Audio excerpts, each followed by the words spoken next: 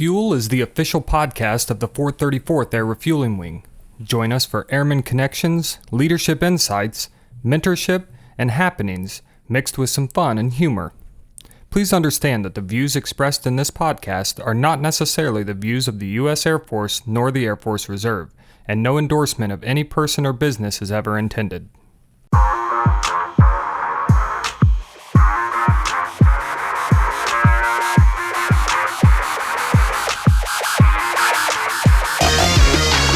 Hello and welcome to the July of 22 edition of the Fuel Podcast. I'm your host, Chief Nathan Parks. And as always with me is Tech Sgt. Josh, the Dream Weaver.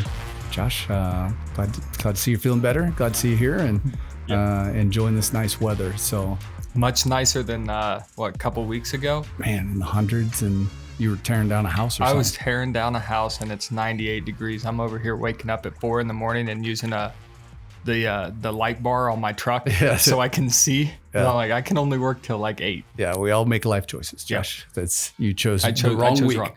I'll tell you what, it was the garbage company that chose the wrong week to deliver a dumpster to me. So, but beautiful week, but beautiful weather out. So July UTA is going to be probably a little bit interesting, maybe a little bit light for some people. A lot of people participated in the June exercise, which was fun at times, I guess. At times it is stressful, but good times, a lot of training out there in the June UTA. So if you have July off and you're still listening to this, well, good on you. Thank you for doing that. Yeah, thanks for doing that. But get out here and enjoy some of this weather and enjoy the July UTA. I will actually be out in DC for a Command Chief conference as well as the enlisted symposium that's going on out there. So and then have several other TDYs after that. So Colonel Pemberton sent an email out this week announcing that I accepted another position, was hired into the chief of the AFRC's Chiefs Group. And so I will be headed out to the Pentagon probably in late September to do that job. The position here, the Command Chief position, is an AGR position and is advertised out there on Slickums. And so those that are qualified can go out and apply for that. So to be qualified, you have to be a chief that meets the Command Chief screening board and is approved by AFRIC to become a Command Chief. So we'll go start that process. Hopefully we'll know by the first part of August who the next Command Chief is going to be here and maybe even have them out for the August UTA, but for sure out for the September UTA.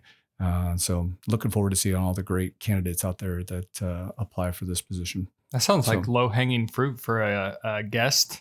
Yeah, that's right. Yeah, right? We probably would. Yeah, the new guest, the next guest could be them. Well, probably not the next one, but the one after that. So that's a great idea. So I know. I'm full of that, and we'll find out in this podcast that Chief Cassidy is high on the list to get in here. List. So, which is a great dude. That'd be a great conversation. So.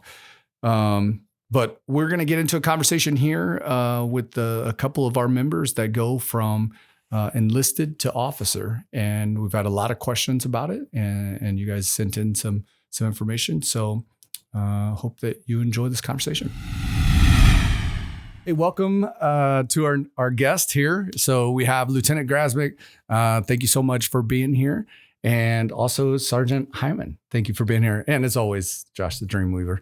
And so we got some input in the Google forum, people writing stuff and talking about E to O. So that's the conversation we're going to jump into in a little bit, but let's jump into first, who you are. So Sergeant Hyman, why don't you start, where are you from?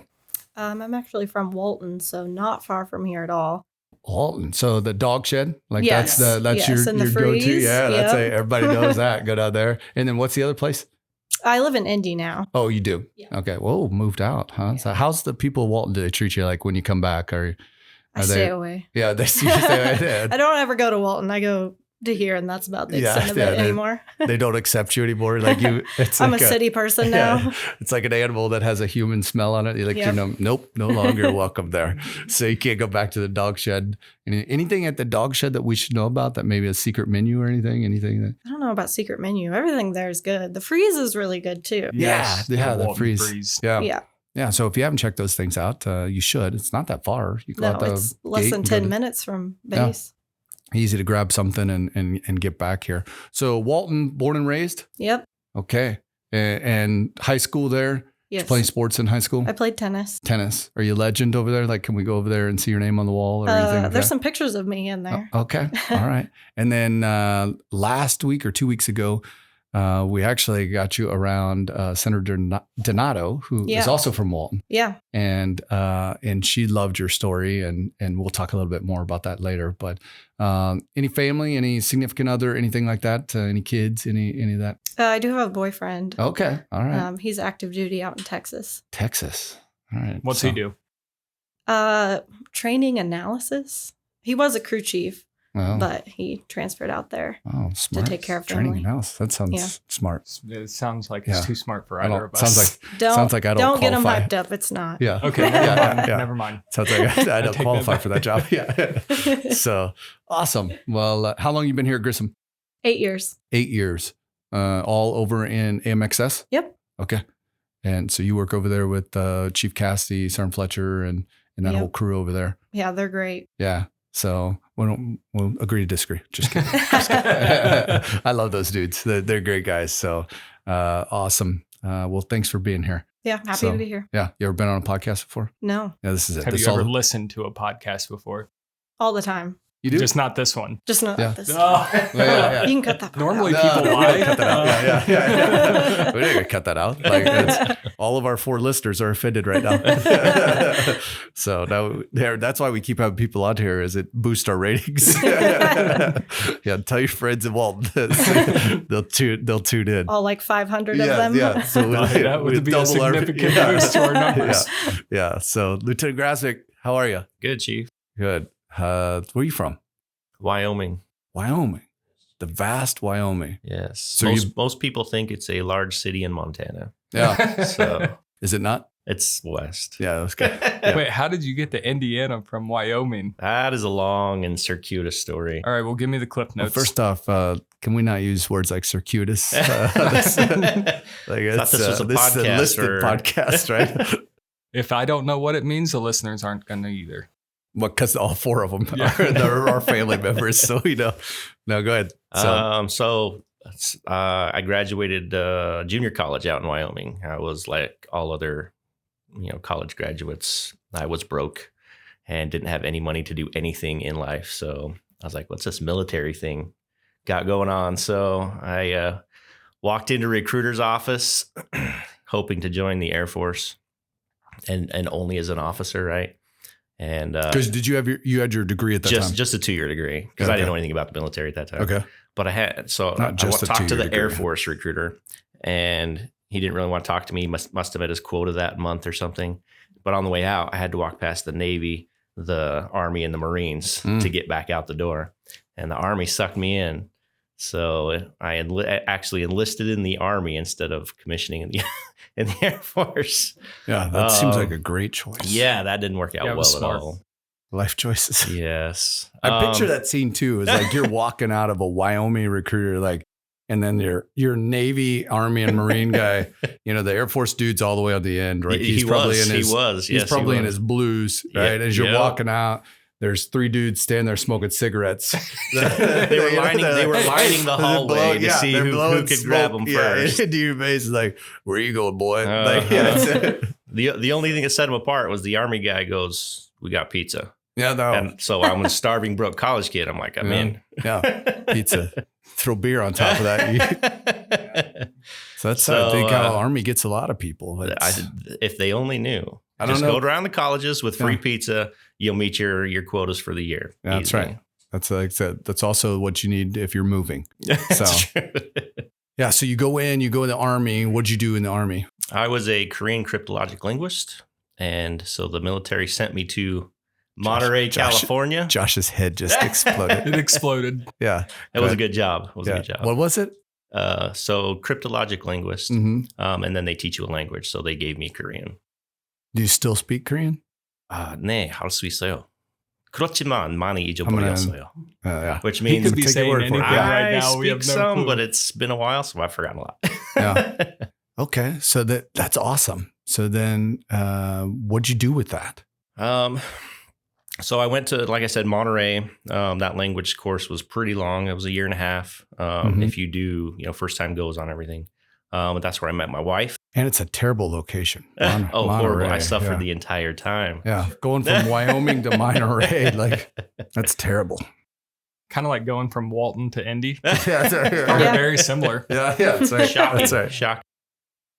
But my wife ended up being in the same class as me. She was Air Force as a linguist as well. I didn't know that. Yep.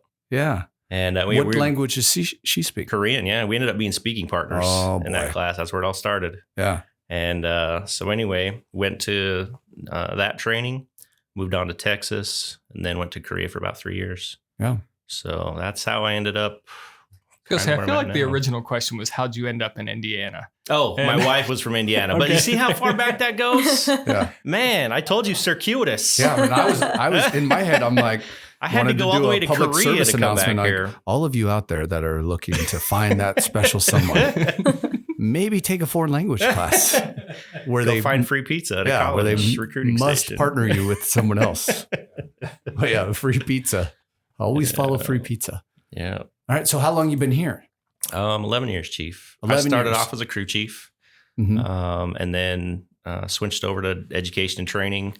Went to CE, came up to IG, and then as the officer package was going through, that's when I finally got accepted to LRS. So it's been an awesome road. Met a lot of great people and done a lot of cool things. So Yeah. So you've done a lot of crap, right? Like a lot of different jobs, and not that those jobs are crap, but that's one of the things I want to dig into because I love that side of things. I think sometimes people don't explore.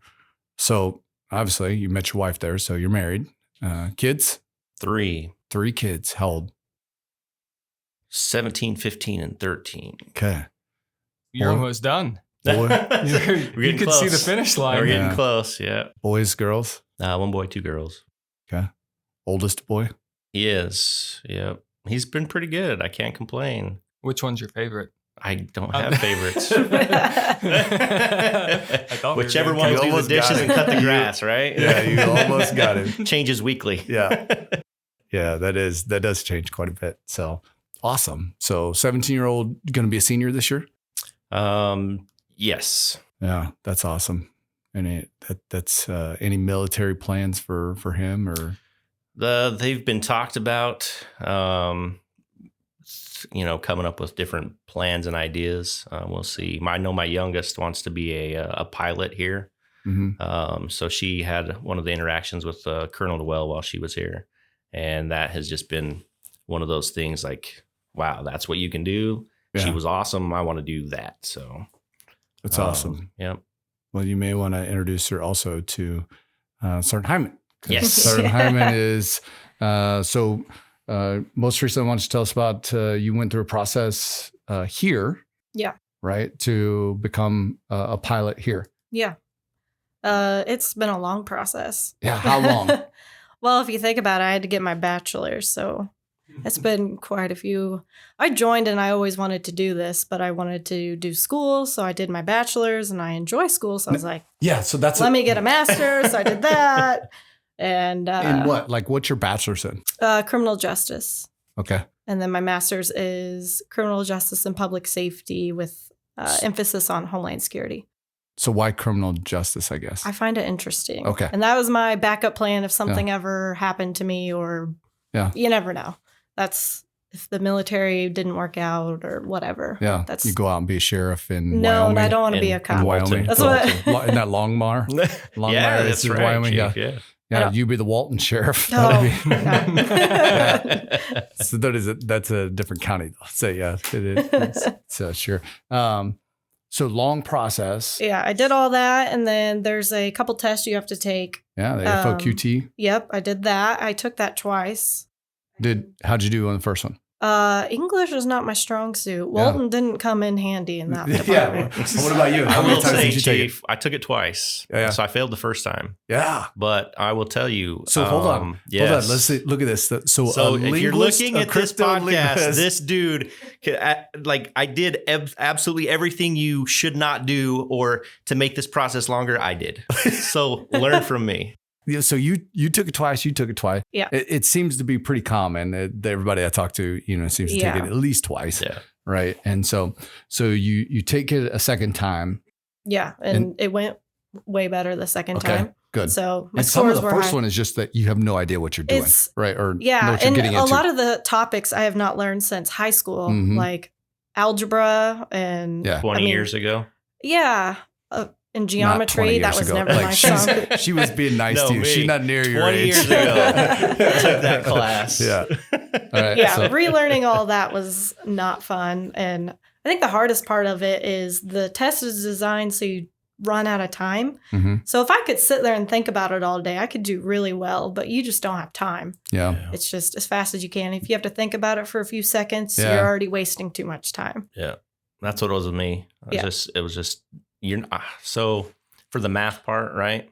I thought, I'm gonna get a calculator or I have Excel because that's what we've been doing for the last 2 decades. They're like, here's a piece of paper and a pencil. I'm like, I haven't done math with a pencil in I don't know how long. And then you have the time limit on top of it. So Yeah. I didn't know any shortcuts or tricks or anything. I'm doing my long division, writing it out. I was like, I don't think this is gonna work. Was math the part you failed? Yeah, the math part. Yeah. We could have just swapped. I did really bad in English. I'm good at math, not English. I always say man. English is my second language, and people are like, "Oh yeah, what's your first?" Confusion. Yeah. I'm really good at confusion. Like that's one of my strong suits. So all right. So you get a degree, Mm-hmm. and you said you like college, so you like that learning. Yeah, I like it. Okay. I probably would have got a doctorate if I didn't want to do the Why not? pilot thing. I'm going to waste too much time and then be too old. No, that's not. I don't know. Yeah. I don't know. Why not? Yeah, that's. Maybe no, one that's a day. real- Maybe once all the pilot training is over. Yeah, I have 3 CCFs, so I have like a master's, I think. That's more So if than I get me. I another don't one- have any. If I get another one, I could get 4. Like I think that's a doctorate. I would agree. Yeah, you think so?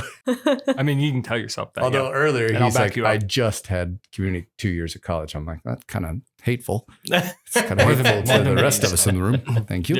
Yeah. So all right, so you go back and now you go AFOQT, and then I take it you put some kind of package together. Yeah, And you there's say, also hey, I wanna another do- test you have to take, Okay. the TBAS. Okay, Was it test of basic aviation skills? so that's if you want to be a pilot. So Yes, not everybody that's has to just take for that. the pilot. Right. So I had to take that. Yeah, That's the one where you're like, can you rub your stomach, pat your head? yeah. Type It's, thing. It's crazy it's stuff like like weird that. multitasking. Yep. Has really Oh, I'm nothing. serious, Josh. It- Like, It didn't. Oh, no, you're good. it didn't feel like it really indicated if I could fly. It was just, can you multitask really fast? So what? Which what- I guess plays into flying, but So you got this criminal justice degree. You're from Walton. Yeah. Right. What drives you the pilot course? my grandpa, Okay. 100%. Oh, here we So go. he was drafted in World War II, and he's always been my hero growing up. I grew up right next to him out in Walton, and that's actually why I live in Walton. He retired at Grissom, and so he just stayed around, and then my dad stayed around. And Was your dad military also? no, he tried to the pilot route, and I guess his eyes were too bad, so he just like, I'm Mhm. not gonna join then. But Is your grandfather still living? he just passed away in Oh. January at 102. 102. Yeah. Yeah. So Well, those are good genes that you're walking into. I got So- a lot more years to go. So grandfather growing up, what do you call him? What do you call you? What'd you call him? Grandpa. You just call it. So Yeah. grandpa would be telling you stories Yeah. of flying planes in World War II. Yeah. And all the way up to being here, especially when I joined. Then he was so excited when I joined. What an amazing story. That's Cool. That's awesome. So you put this package together, and we'll go back to this part of that. So you put this package together, Yeah. and then you submit it here for a pilot board. Yes. Okay, so walk us through that a little bit. I'm not sure if it's the same for you, but for the pilot route, they give you a long list of all this stuff, resume and Yep. a bunch of military documents and all kinds of stuff. And essentially, once you put all that together, you can apply to where you want. I happen to want to be here, so I applied here. But from what I've heard, it's the same place if you want to go anywhere. You put all this together and you send it to the training for the other base or wherever you want to be hired. And if they like your package, they'll give you an interview. Mm-hmm. And then you'll have an interview. And if they like you, they'll hire you. And then the long process of getting approved and doing medical starts. Yeah. So, and where are you at now with that? The AFRAC board is in July. I think it's in like a week or so. So I should find out if I get hired by them in August. And medical, I'm still kind of waiting. So who knows with that. What about you? What was your process like? So I graduated with the bachelor's degree in August of 2018, and I put in that package in October. Of when? 2000 what? 2018. And so what'd you graduate with? What type of degree? Business management. Okay. And so I guess you like criminal justice, Mm-hmm. Sir Hyman, and you with the business management. At any point in there, are these degrees that you're like, hey, this is my backup plan? Like, Oh, yeah, for sure. That was my backup plan. For me, it was not. It was just what all of my credits added up to. And I figured a business degree opened a lot of doors if I needed it. mm-hmm. But on the outside, I do massage therapy. That's what I was going to say. You also did it. Yeah. So I do hospice massage. So I didn't really need the business degree other than to commission.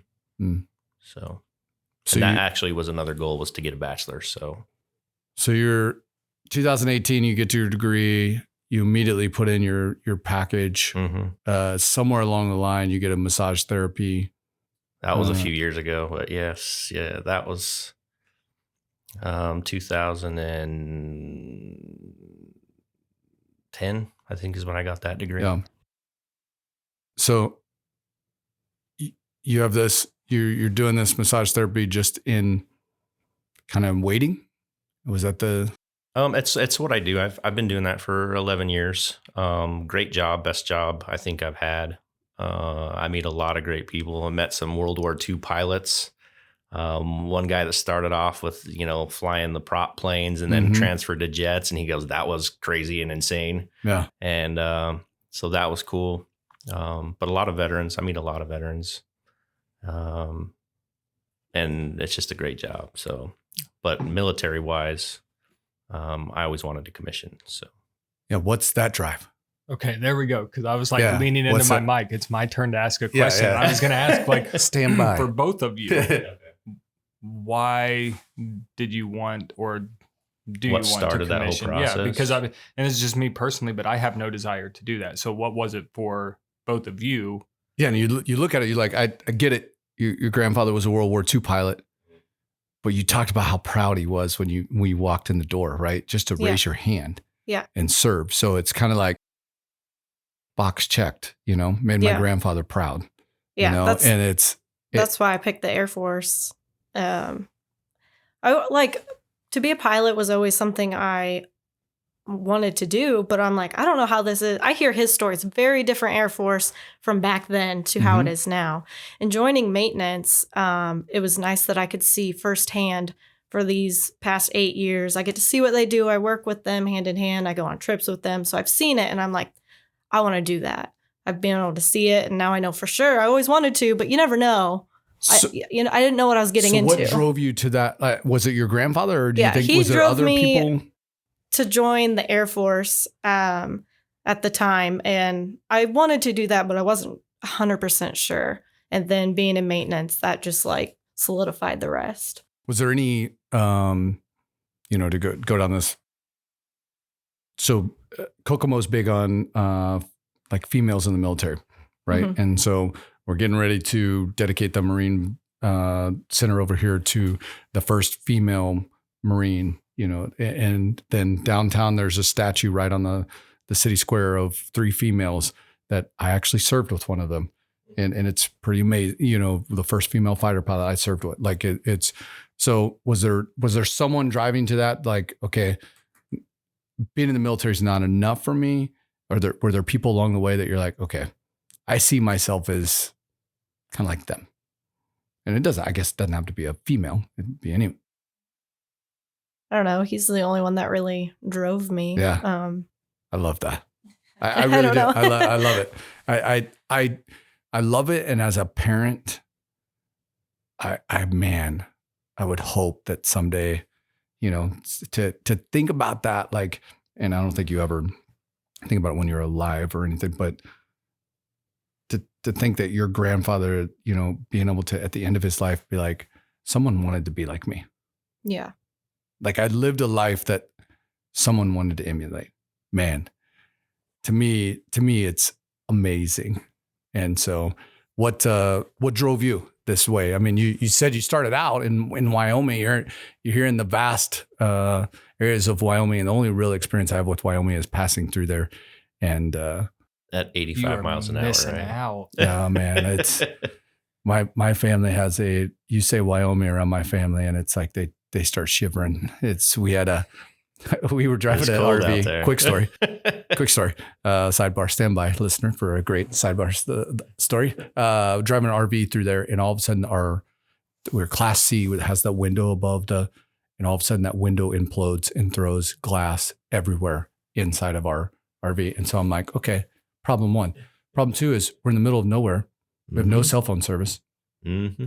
So then we start driving, and we hit this like biblical plague of bugs. I call those mosquitoes. Yes. They'll carry you away. Which now are flying into our RV at 70 miles an hour.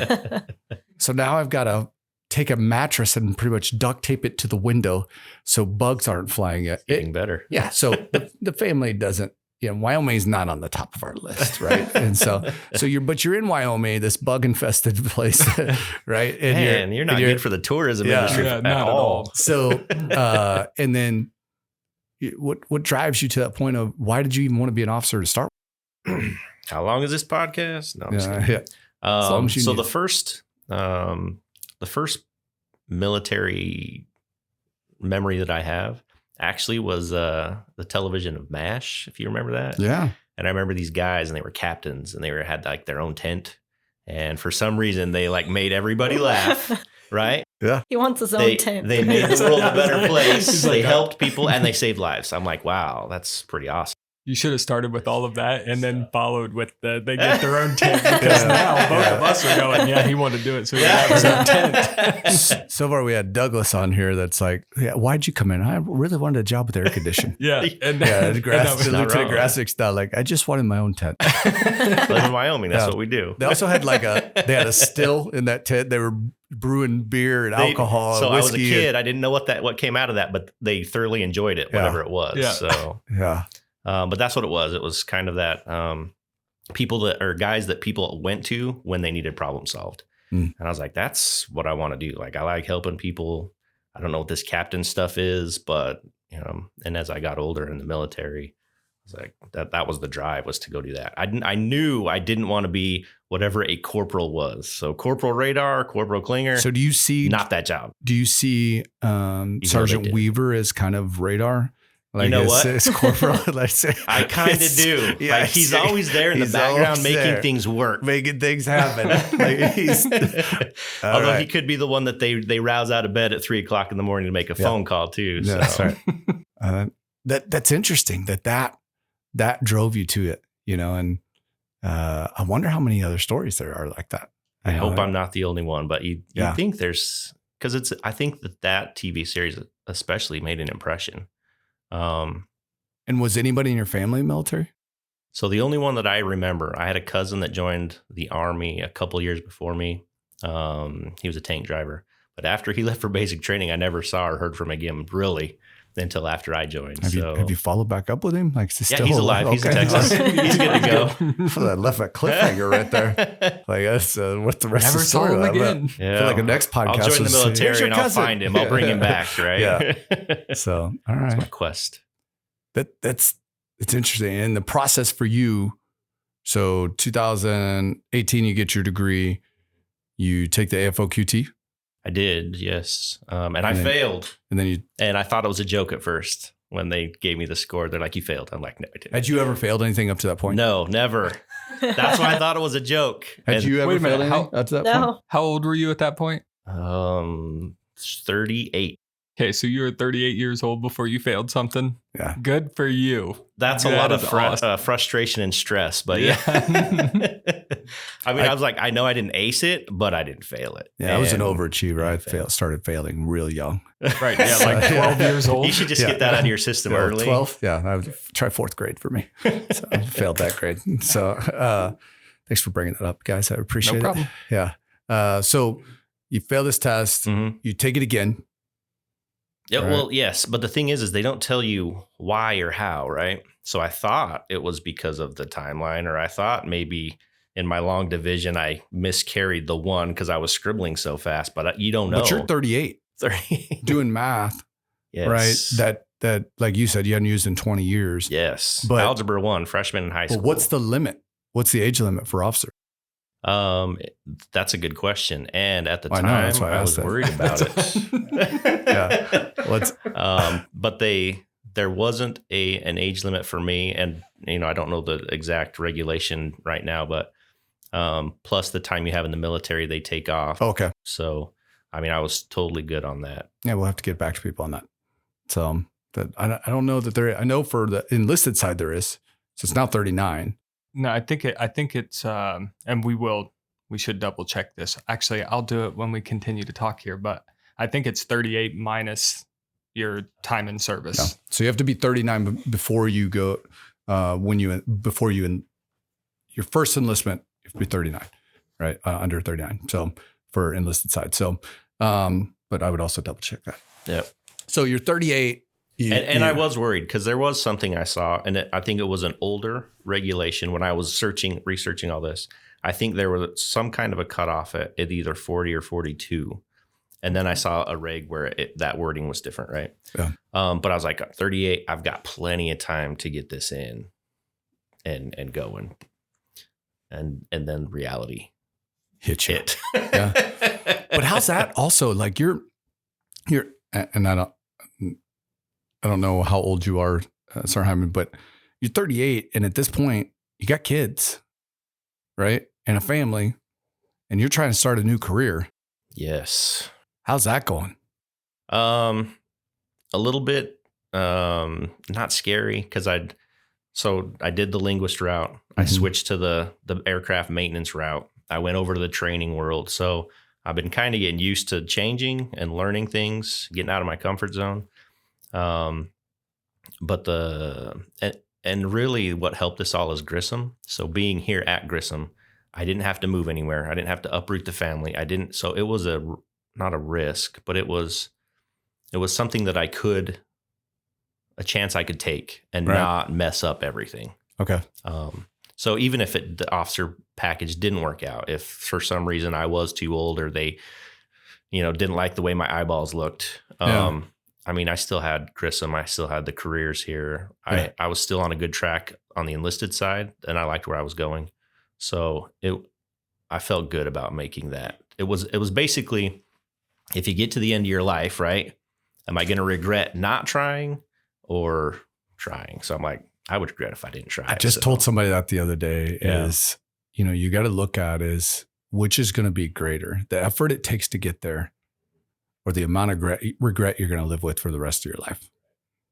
I would rather try it and not make it. They didn't like my physical, or they didn't like the officer package or whatever. For some reason, they didn't like it and they didn't want me. Fine, but at least I took that step. Had you? It's kind of a, I guess, therapeutic question, I guess, but had you passed on opportunities before, or did you look back at and regret like not doing something? So you're like, I'm not going to do this again. That's an excellent question. And I could only probably say one thing that I passed on, slightly regret, but not much. So in the linguist world, there's an option to go be like attached to special forces, right? But you have to go to jump school. You got to go, be airborne qualified, all that kind of stuff. And so I had a couple buddies that did that, and they went and learned another language too. And I was like, man, I wish I could go learn another language and jump out of planes and go be attached to cool guys, right? But by that time I was married, had kids. I was like, that's not the responsible thing I should be doing. So I watched them do it. It's just a little bit of regret, but that's kind of that thing. Like from that point, I think it was like, you know what? If you got a chance, and you might as well do it. Just don't live with the regret of not trying something. Yeah. So you get told, how many no's do you think you faced? In this process? Yeah. Oh, a lot of no's. In fact, there were some, for everyone listening, there were some times it was like, roadblock after roadblock after roadblock after no. And the AFOQT was a huge one because you only get one more at that point, right?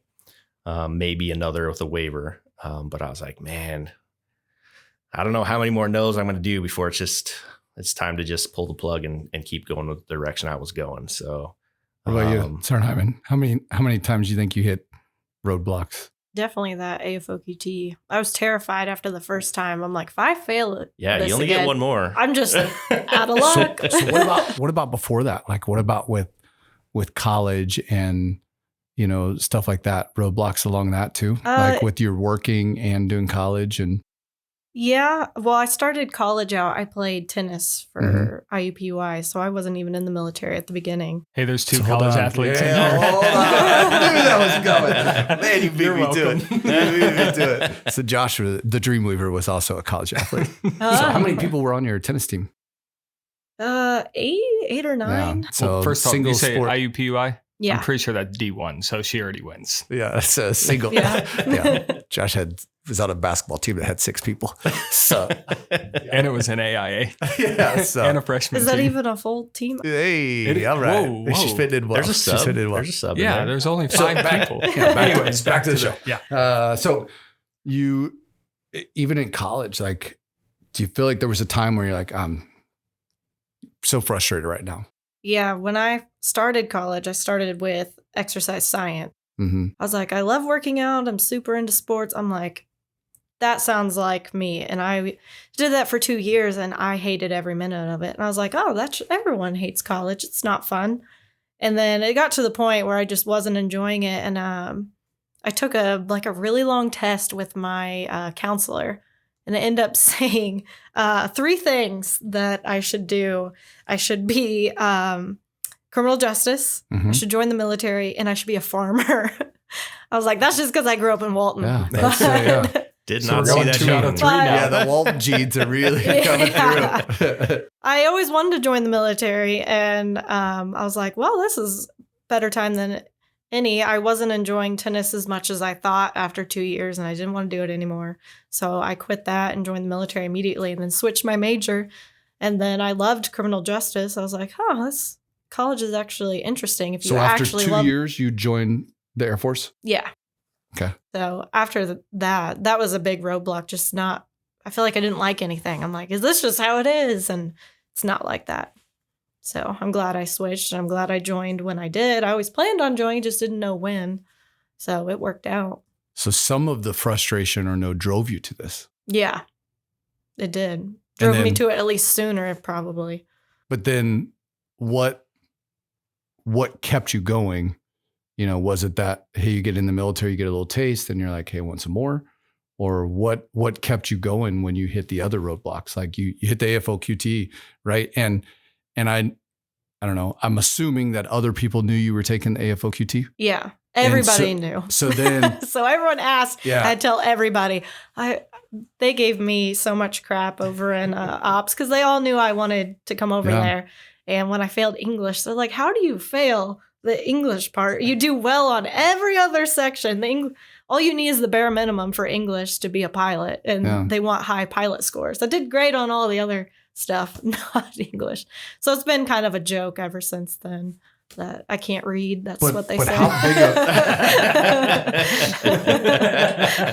I love, yes, that's we were so, I grew up we were so with close. that. We were so close to moving on, and then you just threw us that little. So the rest of the interview is going to be So- written out, and you'll have to read the questions. So. We're just going to test you on a few things. Let's do a spelling bee real quick. But okay, so if there's people making, not necessarily making fun of, right? It's probably laughing with It you. is. I But mean, we can't be yeah. adverse to this. Like we joke with each other. We laugh. Yeah. We laugh Yeah. at each other. We poke fun, and sometimes it's hurtful, right? And sometimes it's even though you're like, okay, that's funny. I can't read, but you're still like, it is. yeah. Don't take just that part and put it on. I'm the sorry. podcast, So right? so I found That's not the the spot clip. that's That's not the clip that goes on I'm just YouTube. joking. But then there's also a part, that you've got to be super disappointed at this point Yeah, I was. and And be I, like, what happens next?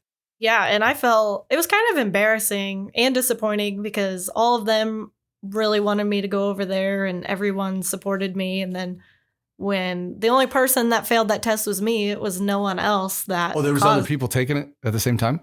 Oh, I meant like Oh, I yeah, was the yeah. only cause of Yeah. that. So it was a little embarrassing, but it went a lot better the second time around. So then second time, more nerves? Yeah. Because I'm like, this is my only shot. And Why'd you take it the second time? Like, is there, I don't know how it works. So if you fail the first time, is it just like an automatic, hey, you're going to take it the second time? No. Or do you have to choose No, to I do can. that? You have to choose. to I could have choose. just called it quits there. I wouldn't have gotten anywhere because they won't hire you anywhere for any officer position if you don't get the minimum scores. So why'd you decide to take it the second time? Had Like noth- instead of just going back to being a crew chief? Well, if I failed again, I'd still be a crew chief, and if I didn't take it again, I'd still be a crew But it's chief. still pretty good. So, Like, you seem like you enjoy the crew chief world. Oh, and I you do. I do so love being a crew What a chief. great, I mean, again, I agree with Josh is at some point you're just kind of like, is this worth the strain in my life? What drives you to that point where you're like, hey, here's a door that just closed on my face. yeah. Because if I don't pass this, I don't become an officer. But I mean, you look at your life, Sergeant Hyman, and you're already a crew chief, right? You're doing well in the crew chief world. You're making a good name for yourself. You've already made your grandfather proud, probably made your family proud. Saying you make Walton proud, right? You've got Lieutenant Grasmick, you've got a family that supports you. Mm-hmm. You've got a business of doing this, the massage therapy and, helping people that are in need, that desire to help people, you're doing it. So at what point now you're like, man, I got to put myself out there again. Like I'm faced with a hurdle here. What makes you go, you know what? I'm taking another run at it. That's just the goal. Like that was my goal. And so you get crushed, right? Yeah. On all of the no's.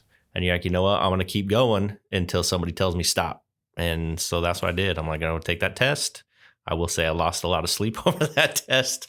But I'm going to go until somebody tells me to stop. So Yeah. I felt like I had nothing to lose. Like if it went bad again. Because then- you're already winning. Yeah, I'm already in a spot that I like, and I got the degrees in case something crazy happened. And if I would have failed again, I probably would have definitely stayed in the military, but maybe not do it full time as much. Maybe do something with my degrees. I wasn't sure. I just wanted to have the options. So, but yeah, I took it. I was like, what's the worst that can happen? The worst already happened in theory. So, How much red tape do you think is involved with becoming an officer? a lot, and it's a slow process. I think Right. that's like the biggest red tape. That So there was my whole process took over 2.5 years, I think going on 3. Why do you think that is? I could name a few things. So number one, it was single points of failure. Only one person knew the program and then they left or they retired or they did something. So then the next person stepping in had no clue. They had to learn the entire program from bottom to top. And then for the medical portion, it was a couple different things. There was system, like their systems they had to get into multiple systems, and sometimes they didn't all work at the same time. So you'd come in on a UTA that's weekend, been my problem and recently. the system was down. So that wastes an entire month because you can't come back until the next one.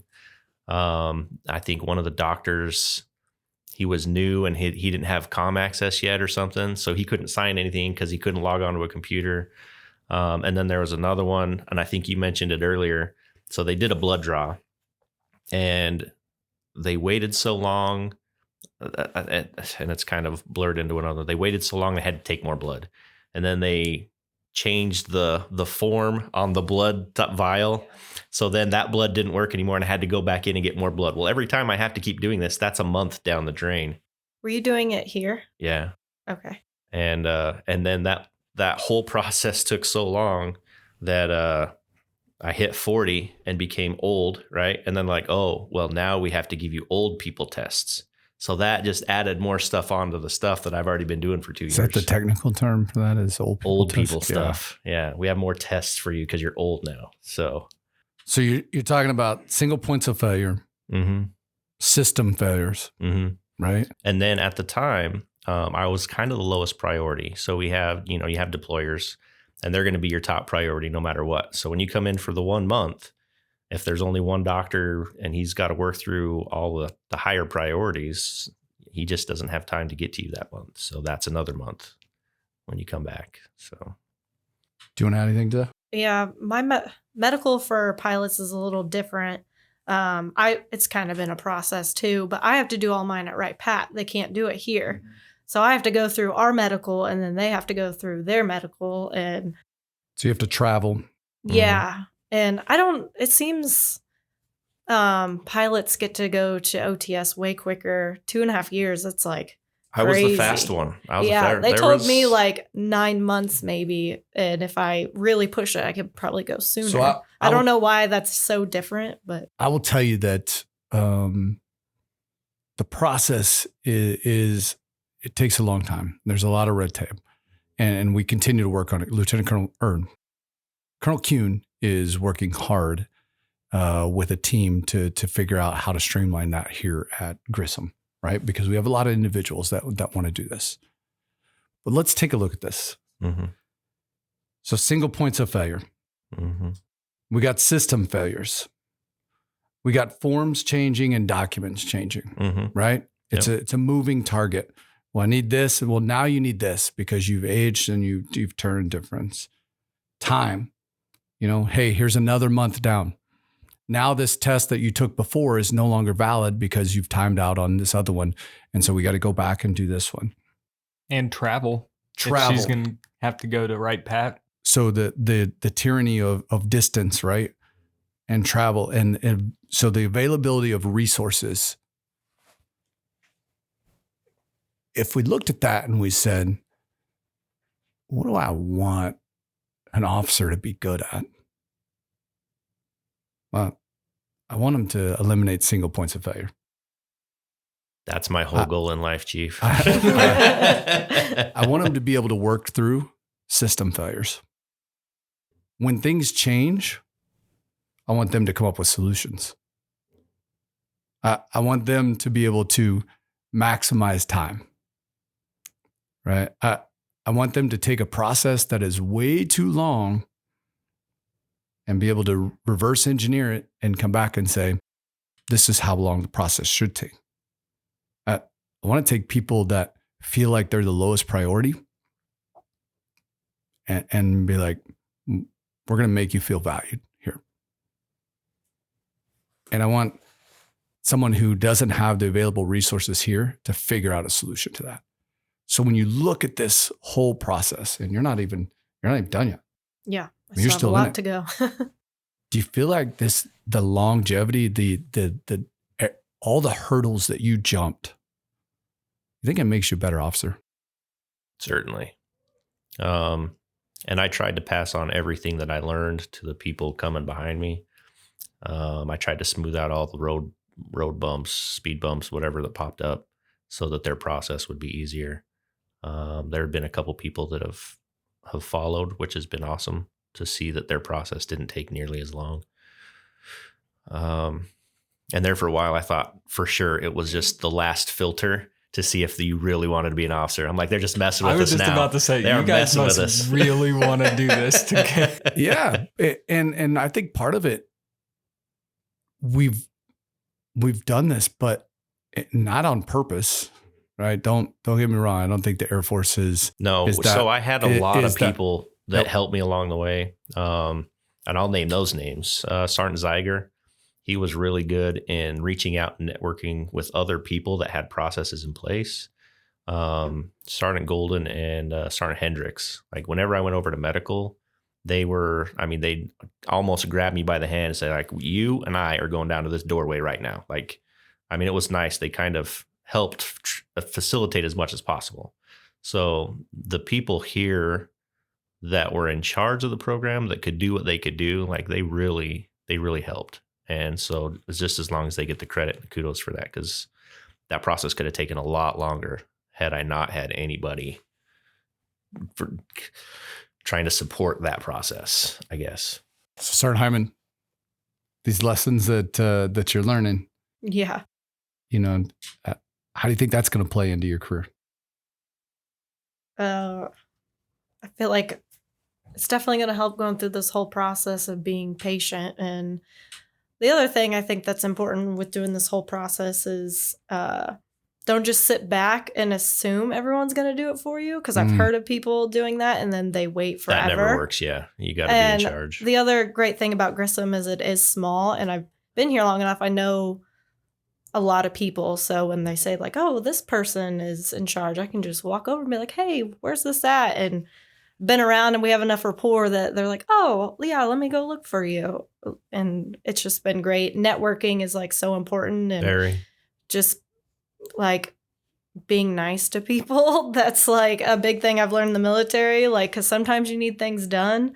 And if they don't like you so much, maybe they won't do it in a timely manner, but just being nice. And I try to say hi to everybody that I walk by, and it's like really helped. I don't want to say it's don't suck up, but just being polite and a normal person has Right, but just helped being so a good much. Person. Yeah, that's it's almost crazy. like I've said this on like 4 different podcasts. Yeah, It be does a good help. person. Yeah. It's crazy what you can get accomplished if you're just a good person. Yes. And assume, we have to assume that other people have good intentions, right? Yeah. Other people have bad days, right? And so they may treat you, poorly or whatnot. We just had this conversation the other day because I had someone that gave me some customer service that I wasn't really pleased with. And so I just stopped, closed the door, and I said, hey, what's going on? Like, I don't believe I deserve that. like what's happening? And just, man, they had a lot going on. Yeah. I mean, their life was, but being a good person, sometimes people are like, well, I don't want to suck up to that person. It's not sucking You're not up. sucking No. up. There's a difference. There's a Yeah. huge You're difference. being Yeah. a decent human being, Yeah. right? That cares about someone. And if you can lighten someone's load, like that's huge. And they're like, you know what? I got you. And Well, then they'll go the extra mile to help you out. Yeah. And you never know, you never know along the process Yeah. when you treat people of what position they're going to be in next. Right. Right. Because you never know.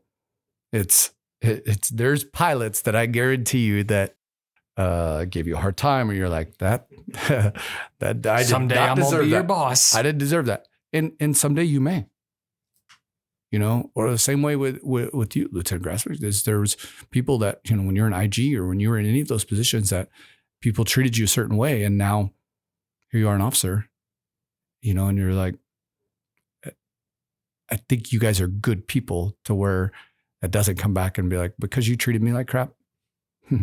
Guess what?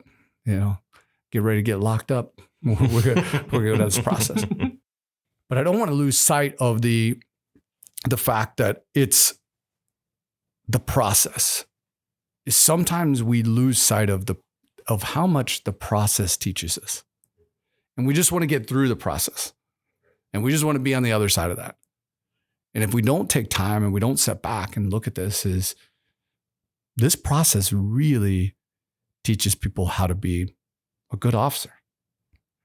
This process is really teaching you a lot of lessons that as a leader, as an officer, you need to relay to your individuals. You need to be that relatability. You need to have that credibility of being able to say is, hey, when someone comes to you and say, well, I did this paperwork, and you go, what? Did you follow up on it? Well, no, because I did the paperwork. Right. But listen, nobody cares about your career as much as you do. I'll say, like, that's one thing I wanted to add was you have to be actively engaged. Yeah. Everybody else has 37 other different things that are vying for their attention, and you're one of them. Mm-hmm. So you have to stay actively engaged to get through this process. Somebody said that the other day is we were working an issue for someone, and they were like, man, I really appreciate, you guys devoting all your attention to this. And I'm like, this isn't all of our attention. Like, you're one of about 50 people going through this on this wing right now. Like,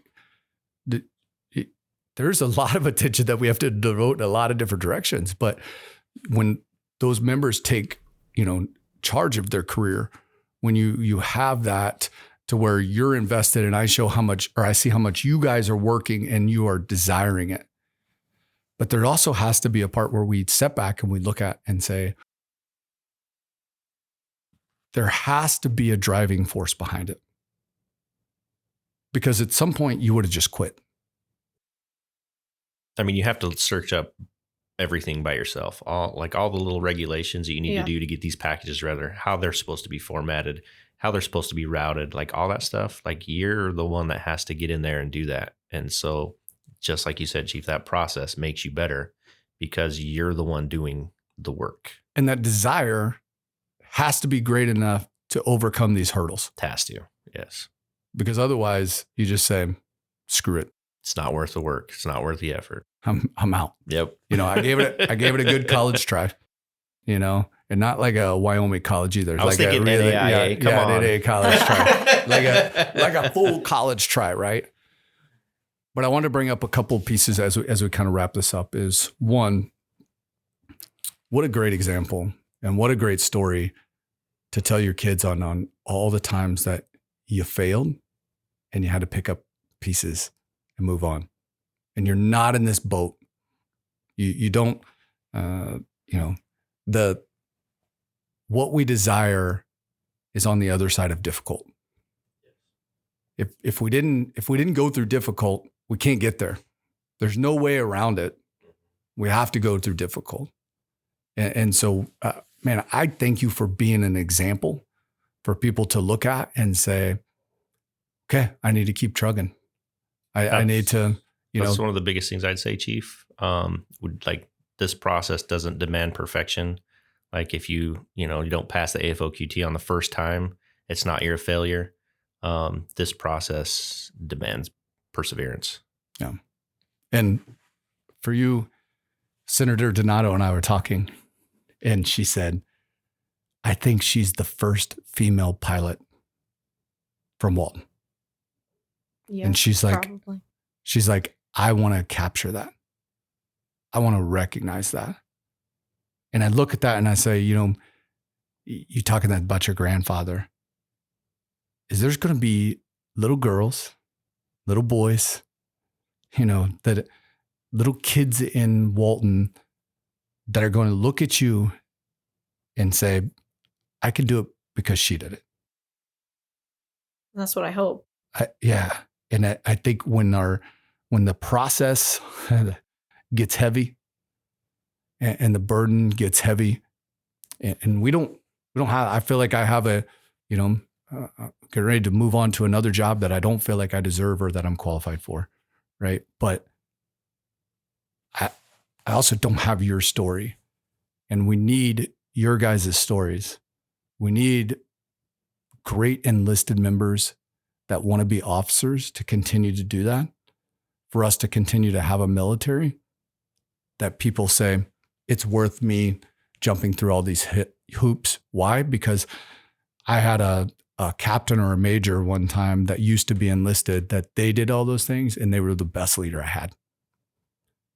And so from the enlisted force, one, I want to say, hey, we're super proud. to call you guys, former enlisted and still enlisted, but former enlisted, and to see, you put on that officer rank. We're proud of that. And also thanks because I know that you're going to have a career that is full of helping people and finding those people that are maybe at that point where they're like, I'm just going to quit. I'm saying, hold on. What you desire is on the other side of that. So thank you guys for taking the time out. Thanks for sharing your guys' story. We look forward to continuing the story with you. Yeah. But thank you so much. I know that you kept begging me, like, is there a time where I can get on the podcast? Yeah, all day, every day. I just couldn't wait. Yeah. He tried everything he could to get out of this podcast. And thanks for taking time out of your day. I know maintenance is really humping right now, and they're really getting after it. So thanks for taking time out. And thanks to Chief Cassidy and them for allowing you guys to come over. And he would be a great guest if you want another. Yeah, so the Google Forms has him on there twice. Yeah. So I highly recommend. Don't tell him. Don't take no for an answer. Don't tell him that. So thank you guys so much. Thanks, Chief. Thank you. Yep. Oh, yeah. We got before you leave, we have one thing. So you've not listened to the podcast. You have, so you know what's coming next. Oh, no. So what are you loving? So at the end of this, we end with a positive side of what you're loving. So it can be anything from the weather to a new pair of shoes to a song that you really like or whatever. So right now, LT, what are you loving? I'm loving that the Cubs beat the Reds last night. That's what I'm loving. Man. Yeah.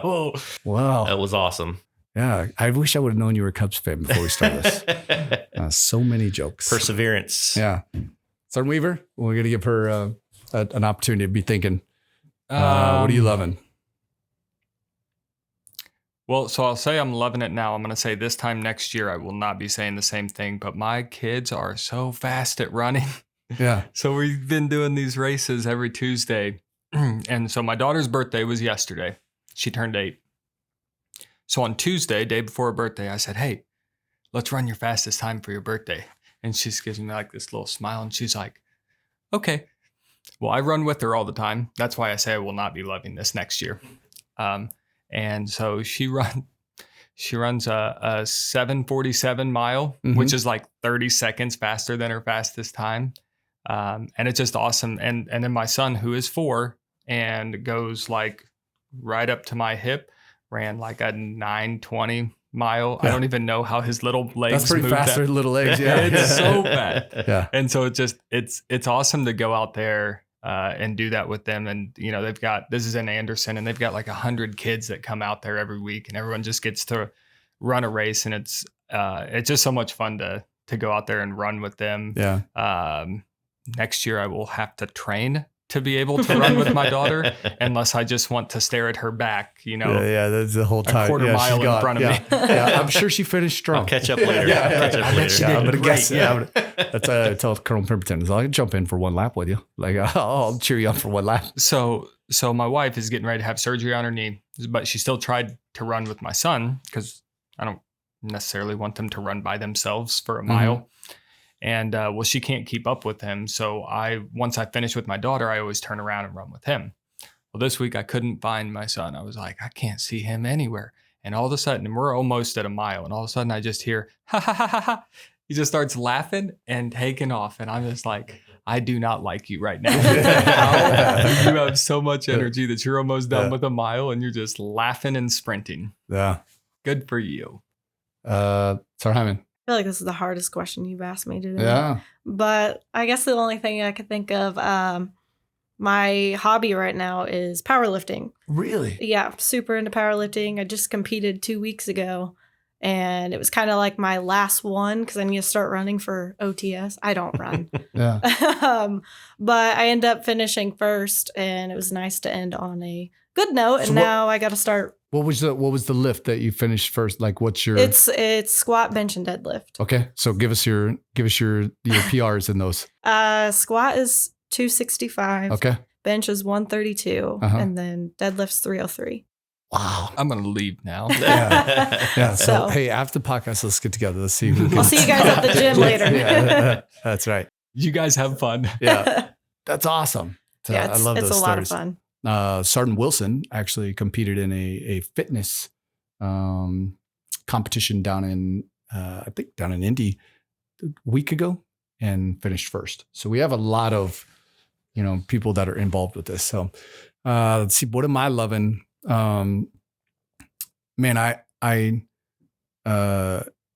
just got notified that I got this new position at the Pentagon and going to go up to be the chief of the Chiefs group. And one of the things that I've done is I just sat back and looked at my life. And I am loving all of the opportunities that I've got to meet people like you guys, to be in situations that, a small town country boy, like what I talked about before that failed 4th grade, is still here and still doing this. And so I love how blessed my life has been and all these opportunities that I've got to meet great people. And I look around and I'm like, the military provided me that opportunity. There's so many people that are not outside of their bubble, so yeah, that's what I'm loving. So thanks guys for being here. Get out there, have a great July UTA, and can't wait to see Lieutenant Hyman. We'll have to do this again in a few years right. When I'm back. That's right. Yeah, they do it with Josh. He'll be on a Zoom call. Yeah. Josh. So, all right. Thanks, guys. Thank you. Well, hopefully you enjoyed that conversation. Man, I love listening to people's stories on what motivates them and just that perseverance. And it's if you have interested in going from enlisted to officer, we have a few contacts for you. So obviously talk to your supervisors and see, the next step for you there at that level. But you can talk to Sergeant Tromba, our career assistance advisor. Lieutenant Grasmick said that he would love to be able to help anybody through this process. He just recently went through it, so he'd love to. And then Colonel Kuhn is also working really hard to make sure that process is going well. Remember that we have October is our family day, and the email came out about reservations, and so make sure you're doing that. You don't want to miss out on bringing your family out here for family day. And just as always, it continues to come up is, take control of your career, but also just be good to people. Be a good person. Man, it comes up all the time. It's crazy how being good to people can get you to some great places. Yep. So thanks for listening. Have a great UTA. We'll see you out there.